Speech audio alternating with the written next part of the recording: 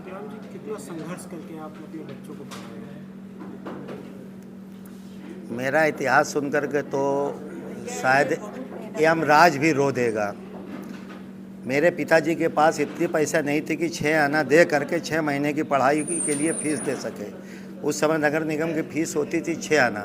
मगर मेरे पिताजी के अंदर एक बड़ी अच्छाई थी, वो चाहते थे मेरा बच्चा पढ़े, और मैंने उनके क्या नाम से इन इच्छाओं को पूरा करते हुए, एमए करते हुए, ठेला पे सब्जी बेच के अपने परिवार को पालते हुए, क्योंकि मेरे पिताजी बीमार रहते थे, कुष्ठ रोग के वो रोगी थे। आपने जब एमए किया तो सपना देखा था आईएएस करने मैंने एमए करने का मेरा यही विचार था कि मैं आईएएस करूंगा। मेरे पिताजी चाहते थे का? आप आईएएस नहीं बने। कि पुलिस से मैं आईएएस इसलिए नहीं पढ़ पाया क्योंकि मेरी इंग्लिश कमज़ोर थी।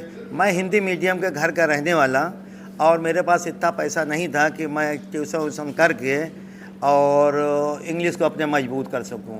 तो मैंने समय रहते चुनाव किया कि मैं सीधा बिजनेस में जाऊंगा। जो मेरे पिताजी लोग करते थे मैंने उसको बढ़ाया, और मेरा पूरे इलाहाबाद का छोड़ करके 18 स्टेट में मुझे जानते हैं लोग। क्या काम करते हैं? फल का मैं बिजनेस करता हूँ, फ्रूट का। शुरुआती दौर जब आपकी शादी हुई थी तो आपने तब मैं ठेला चला करके फल ही बेचता था, सब्जी ही बेचता था। बच्चों को पढ़ाया? बच्चों को पढ़ाता लिखाता गया।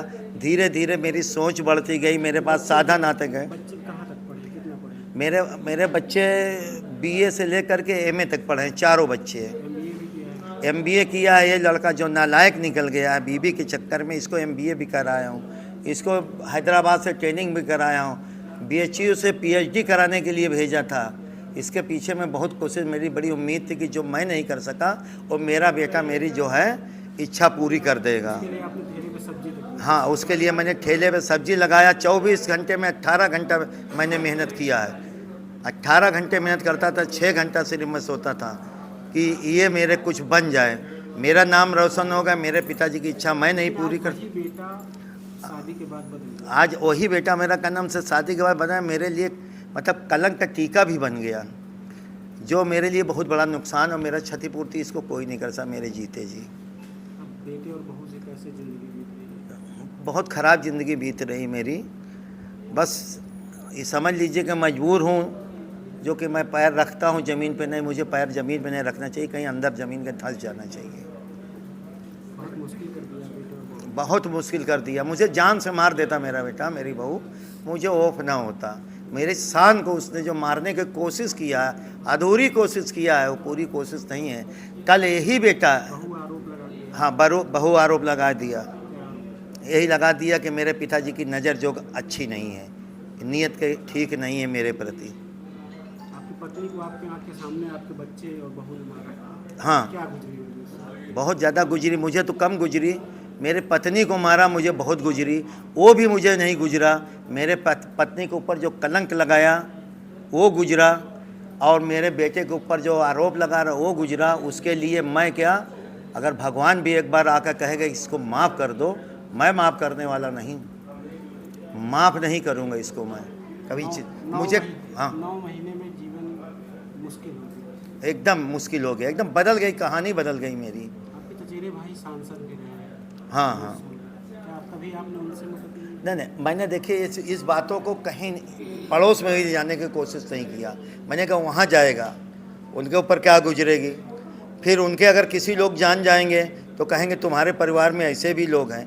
मैंने हर भरसक कोशिश किया इसको ढकने के लिए, मगर खोला भी मैंने नहीं, उसने ही फैलाया।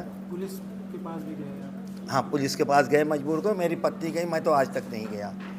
मैं जानता था पुलिस में जाऊंगा ये जो होता है झगड़ा का यही लगे। नहीं की?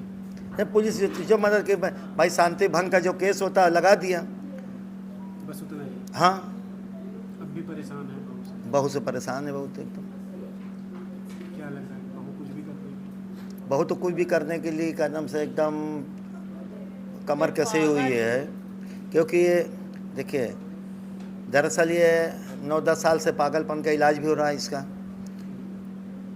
इसको जो है वो है एपिलेप्सी भी है। एपिलेप्सी में आदमी का दिमाग जो है आधा हो जाता है। मैं ये कह रहा हूँ कि आपकी बहू और बेटे मिल करके कुछ भी कर सकते हैं। हाँ, कुछ भी कर सकते हैं। ठीक, अपना नाम बताइए। संतराम सोनकर।